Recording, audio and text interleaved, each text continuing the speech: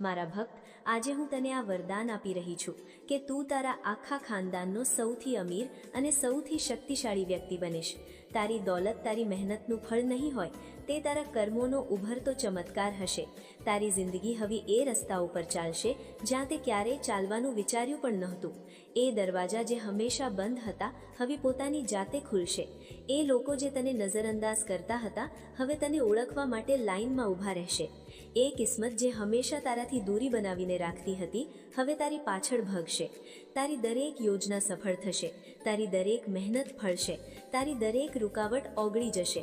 મારા ભક્ત, તું ઉઠી ચૂક્યો છે અને હવે તને રોકવાવાળું કોઈ નથી।